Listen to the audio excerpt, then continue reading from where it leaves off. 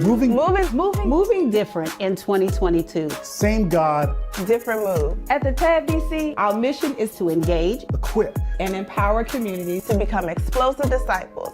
Our promise is to love first and ask questions later. Our vision, believers strengthening relationships, transforming the world by embracing biblical principles and a business model.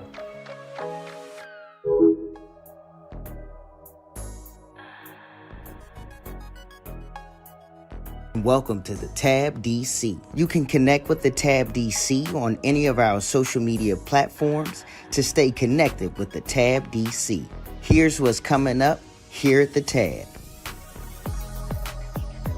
Help us spread the word that the TabDC's transportation ministry is back, providing transportation to and from Sunday service. Spaces are limited, so reservations are required by Thursdays weekly at 3 p.m. To reserve your ride, you can call the church office at 202-265-9040 or email connect@thetabdc.org. The TabDC's Youth Zone Nursery is here to serve your children while you attend worship. Every Sunday from 10 a.m. to 2 p.m., worship without worry while our certified staff provides quality care in our Child Development Center. You can join the TabDC worship experience every Sunday for our pre- and post-service show. Our Sunday pre-service show begins at 10:30 a.m., both in person and online. Our post-service show begins immediately following service. This will be an exciting new experience we're creating for you for the foreseeable future. You can connect with us here at the TabDC on Saturday, May 21st from 2 p.m. until 5 p.m. for the TabDC's first annual Praise and Paint. Join us for some great music, food, and fun as we show off our painting skills. The cost is $5 per person, and we ask that you register at TheTabDC.eventbrite.com. If you have any questions, feel free to call the church office at 202-265-9040. You can register today to connect with the TabDC as we get ready to take over Solomon's Island on Saturday, July the 9th. Transportation will be provided to and from Solomon's Island. To register for the TabDC takeover, all you need to do is email connect@thetabdc.org. You can get any additional info you may have missed by following us on social media and also by visiting our website at www.thetabdc.org. You may be seated. I want to just preach from a simple sort of subject title today, Out of Nowhere. Out of nowhere.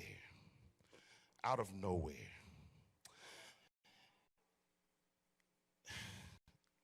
We know when you've been dropped, something happens to your potential and the prospect of a prosperous future when you've been dropped. When you've been dropped, something happens to you psychically and physically. The trauma of being dropped messes with your mind and can leave your body unable to function most efficiently, sometimes even causing you to be disabled. Listen, when you've been dropped, the damage to your personhood can cause you to become self-loathing, self-negating, and self-deprecating. It simply means you just hate yourself. and sometimes you hate yourself so much that you label yourself by even calling yourself a dead dog. Or you accept degrading labels from other places and other people. A once bright future is quickly turned into a nightmare when you've been dropped. When you've been dropped, you're often displaced and dislocated in a place and in a predicament, circumstances or situation with nothing expected of you. Nothing expected of you. Dropped by your community, despised by people who don't know you, and left alone in a place where nothing is expected because nothing grows there. Have you ever been dropped? Have you ever been dropped like this character, the promise and potential and possibility for Mephibosheth got derailed when the news of the tragic death of Jonathan, his dad, and King Saul caused great fear in now the deceased king's house. So in a moment's rush, everyone tried to gather as much as they could, and they ran to safety. And it happened that as Jonathan's nanny took him to flee, she lost grip of him, and he fell and became lame or disabled. His name was Mephibosheth. His nanny dropped him. His knees got infected. He got broken because he was dropped.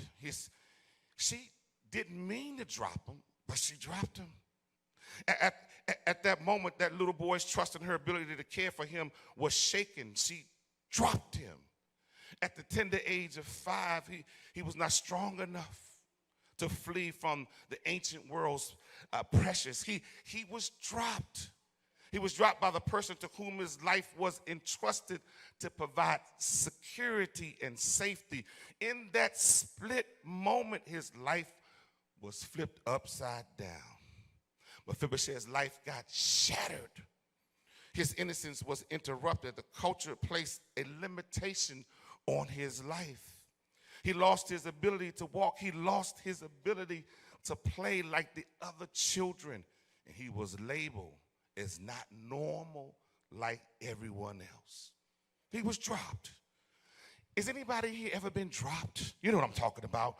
You know, let's be honest for just a few moments. Have you ever been dropped by a boyfriend or a girlfriend? You know, they didn't even have the decency to call you on the phone and tell you it was over. They just sent you a text and just dropped you. Matter of fact, they might have even sent you a text. They just blocked you on their phone. You tried to figure out what in the world did I do, what's going on. You know, dropped by somebody you thought loved you the same way you loved them. Dropped by a boss who you just got speaking with the other day, fired without justification.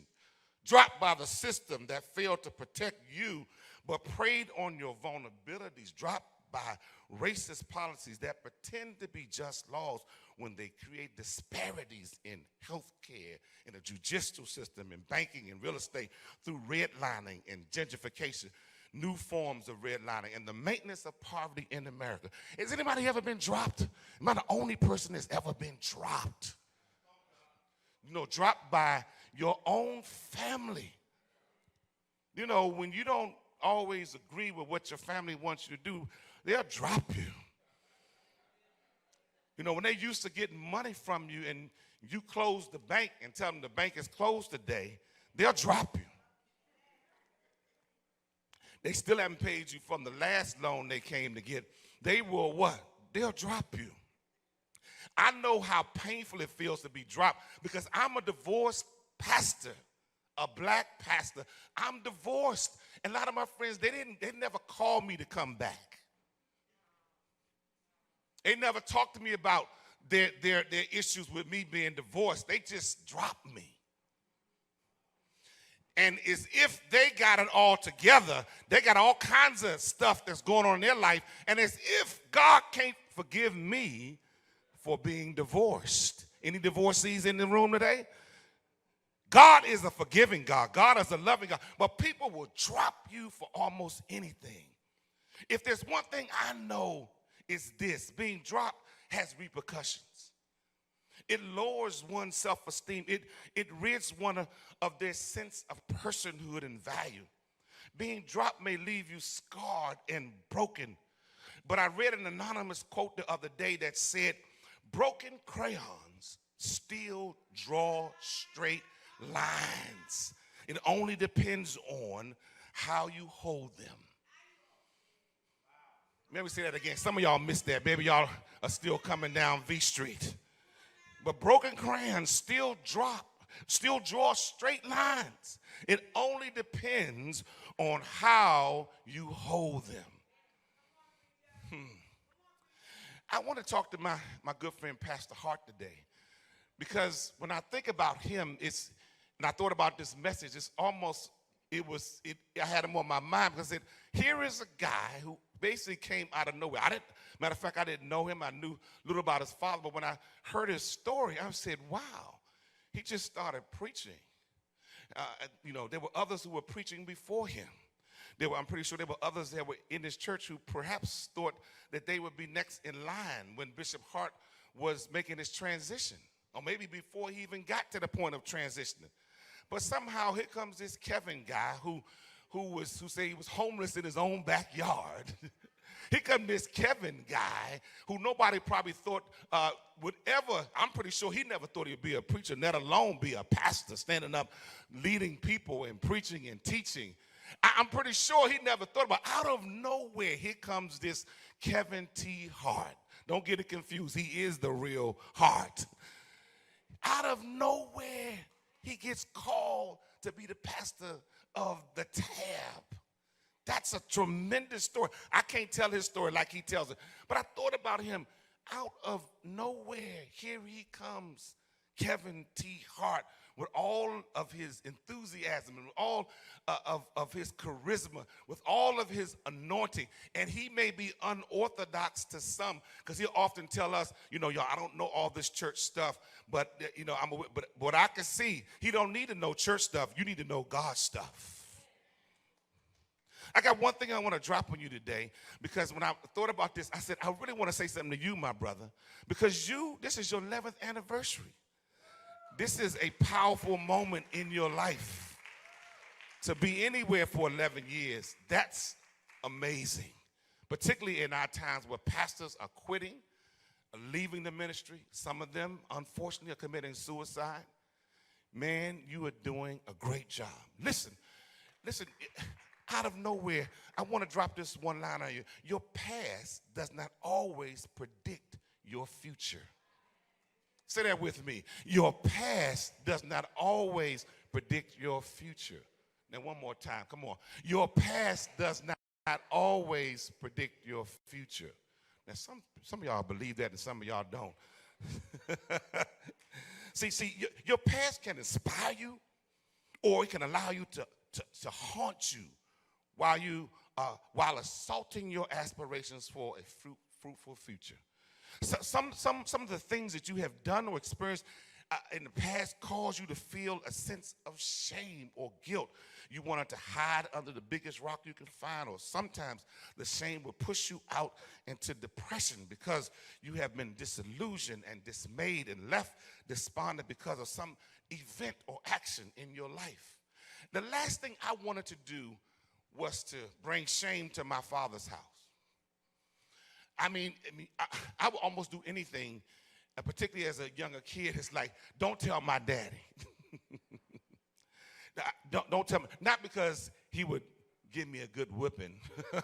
We don't whip kids today because that's child abuse, I understand. But the thing about it is, I didn't want to bring shame on the Tate name. I didn't want people to know, like, okay, you messed up. You've made an error. You've done something wrong. I just didn't want that. And I know many of y'all feel the same way, that when things happen in your life, and particularly when your parents are raising you the best they know how, the last thing you want to do is to bring shame on them, to make them feel a sense of shame for what's happened to you because they feel responsible. But today I want someone to know your past does not always predict your future. Like Kevin, who wrote this wonderful book, Homeless in His Own Backyard. I know there were times he would say, listen, if I'm looking at what I'm doing now, there's no way I'm going to be standing up in this pulpit today preaching to you and teaching to you. And some of you have gone through stuff, and you are allowing your past to dictate your future, and you may have been a failure in your past, but you don't have to be a failure now. See, your past mistakes do not have to mean your future will be messed up. Y'all hear it? Y'all hear that? Just because you made mistakes in the past doesn't mean that your future has to be messed up. Your falls in the past do not mean you will be a failure in the future. You got to be like the phoenix. You can rise from the ashes after being dropped, stronger and smarter and empowered. You got to understand, just because you had some stuff that happened to you in your past, the past could be yesterday. It could have been a week ago. It could have been a month ago or 2 years ago. It doesn't have to predict your future. But Mephibosheth's condition made his present problematic, which profoundly impacted his future because he was lame in both of his feet. His name means shame, feelings of shame and shamefulness, to be ashamed, to be put ashamed, to act shameful. Can you imagine? It wasn't even his fault, the condition he was in, but his name describes how he probably thought of himself because of his condition. I wish I had time, but I don't, because this would be a great opportunity to talk about people who we consider to be disabled, or we call them, we don't use the word handicapped, disabled persons. Because a lot of times we write them off as if they can't do much because of their disability. But a lot of times they have more capabilities than we realize. They're just different human beings, and they don't want to be labeled as handicapped. They're just different. And if the truth be told, we may be walking around and talking and have the use of our hands, but all of us got some kind of handicap. All of us got disabled in some kind of way. So Mephibosheth, he's walking around with all this. And then the issue is, we think it's probably nurse took him to a place where nothing is produced. She took him to Lodabar. Took him to a place called nothing. His uncle McCure was taking care of him down there. He was basically hidden out. Nobody thought anything about him down there. Nobody probably even really realized that he was there except a few people. She took him down there because the society had already labeled him as a nothing and a nobody, so he might as well go to a place called nothing. Aren't you tired of living in a place called nothing? Place called nothing, a place called nothing? Metaphorically speaking, it's not just a land. Sometimes your mind, you're in a place of nothing because you have been told that you can't for so long that you have adopted that as the normative way of thinking.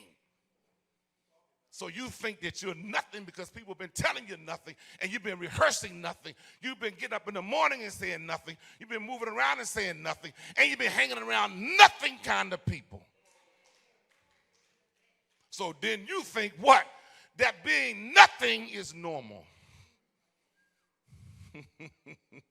So after being crippled in both feet, Mephibosheth was exiled by his culture. Listen to this.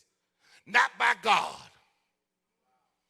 See, we always say when something happened, people say, oh, God must have done it. No. The culture exiled him, not God. Exile describes the reality of his existence, and many with disabilities and the reality of marginalized and broken and messed up and messed over people, they get exiled, put away.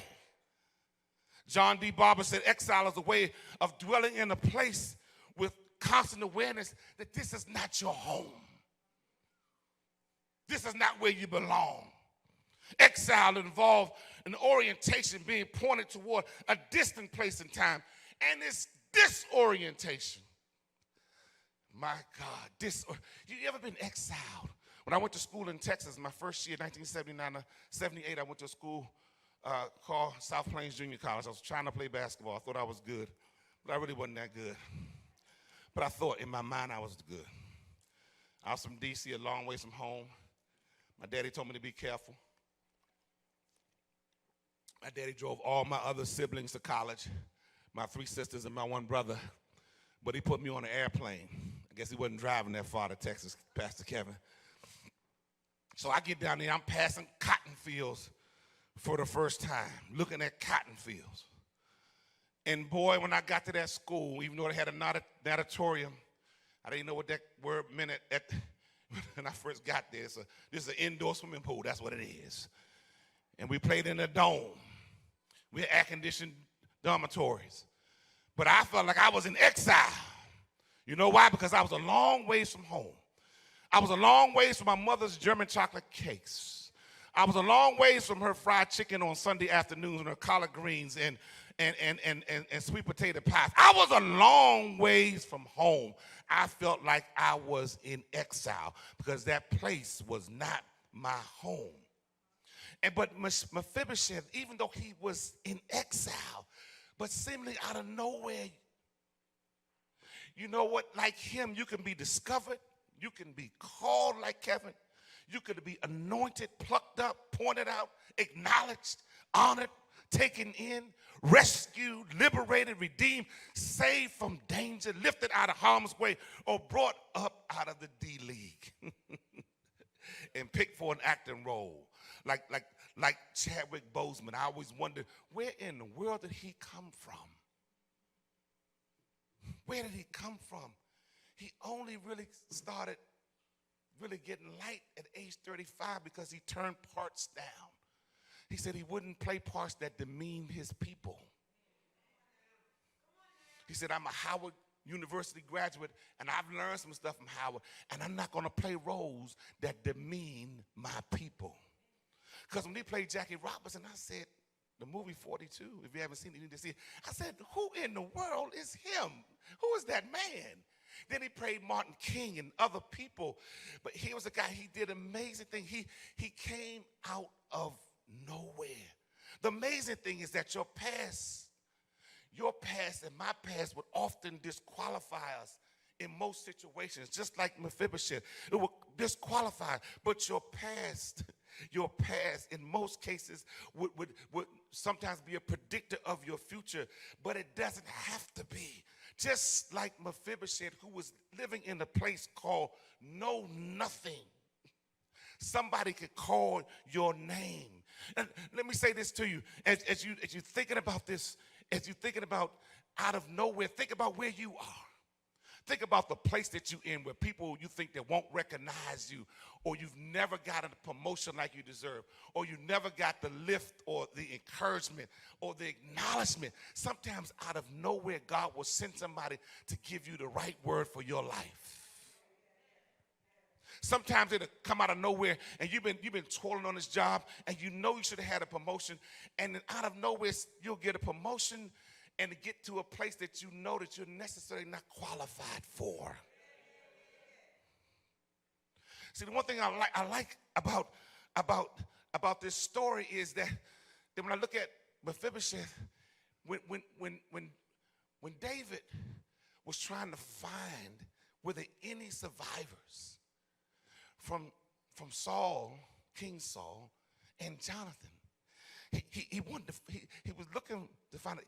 Because I got a vow to keep. I wonder, is there anybody that survived out of his house in chapter 9? He said, is there anybody left from the king's house and Jonathan's house? And they said, yeah, there's a guy down in Lodabar. His name is Mephibosheth, but he's lame in both feet. David never said, well, I don't want to see him because his feet are not right and he's a lame. He said, no, he said, go get him. He didn't ask him, did he have the right credentials? He didn't ask him if he fit the bill. He didn't ask him, let me see your draft card. He said, no, go and get him. See, all of us have been scarred in some kind of way. When I look at the Bible, I look at Paul, who was called from persecuting the church. And Paul was a maniac. He was crazy. But when he met God, something happened to him. But guess what? They said he had to walk around with a thorn in his flesh for the rest of his ministry. He was scarred, but he was still doing ministry. When I look at Jacob had to wrestle with God all night long. And he wanted to get something from God. He said, I won't let you go until you what? Bless me. And when he got up, guess what he got up? He got up with a limp. He had a scar. And see, sometimes God will bless you even with your scars. Matter of fact, your scars are important because your scars give you a what? Testimony.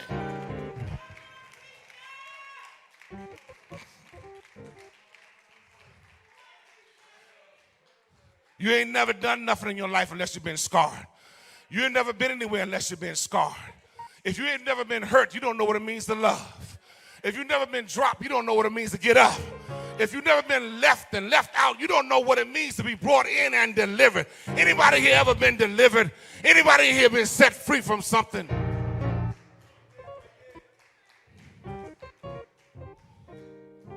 Let me bring this to a close. I'm preaching it to you, but I'm preaching it to myself. See, your past doesn't always predict your future. Because if your past would have predicted your future, you wouldn't be here today. If my past would have predicted my future, I'd probably be somewhere messed up too. Anybody know what I'm talking about? Y'all sitting up here like y'all been saved all your life and you do everything right every day. But you know some stuff you've done in your past. And if your past was a predictor of your future, you wouldn't be here to raise your hands and thank God for giving you a testimony. Thank God for bringing you out. Thank God for bringing you through. Thank God for where you are now. If your past was a predictor of your failure, you wouldn't be here. I had this one other thing. I haven't preached so long, so I'm probably getting a little happy for myself. But you know, I'm not into horses, Pastor Kevin, Pastor Hart. But you know, I'm always intrigued when I hear these stories, like Rich Strike, who won Kentucky Derby, and I had to just find out a little bit what was going on with this story. And they said that basically on the Friday before the race, Ethereal rode another horse scratched. And that's how scratched. I'm going to tell y'all again. You know, I'm not, like I said, I don't know that much about horse races, right? But he wasn't on the list to race. You got me? Any of y'all ever play sports in here? Anybody ever play sports? Okay. You ever went out for a cheerleading squad? Anything, you know, where you had to compete for something? And, you know, sometimes there's a list of people who what? Make it and people who don't. Well, here this guy, you're talking about one of the most prestigious races in the nation, probably in the world. On the Friday, the next day is the race. Friday, Ethereal rode one horse scratched. That means he's not going to race. That enabled Rich Strike to qualify also as an eligible entrant, a late entrance, late. The chances of him winning was 80-1. 80-1. Come on, help me somebody. 80-1. His chances of winning. Now, I don't know about you, but some of us, we got to the race late. Some of us, we heard about the word of God and what God could do. We heard a little bit late. Some of us, we heard a long time ago how we should have been carrying ourselves in life, but we didn't really hear it. We didn't really, because hearing is like understanding and doing. We didn't really hear it until late, until we ran out, until we did everything possible. Then at some point, we get into the race. We get an opportunity late. 80-1. 80-1. And he won the Kentucky Derby. He won the Kentucky Derby. Let me tell you something. The odds may be against you, but you can win. And my last point, you don't have to be perfect in order to win. Perfection is not required to win. Perfection is not required to win. Say that with me. Perfection is not required to win. You know why? Because Mephibosheth, when David called him up, he was like, I'm not worthy to be here. You know what he labeled himself? He said, I'm a dog. He said, I'm a dog. I'm not worthy. David didn't even address it. He said, listen, I'm making room for you to come sit at my table. He said, not only I'm making room for you to come and sit at my table, at the king's table now. Because there's another passage in Samuel that talks about people who are lame or people who are crippled, as they were saying in the Bible. They couldn't even come to the palace. They couldn't come to the palace. They couldn't come to worship. He said, no, I want you to come. He didn't say, he said he didn't say nothing about healing him. He didn't say anything about putting oil on his extremities to get him healed. He said, I want you to come just the way you are. I want you to come with your disabled self and sit at my table because you are welcome. He said, not only that, I'm going to restore all the stuff that belonged to your granddaddy, and your daddy now is going to be yours.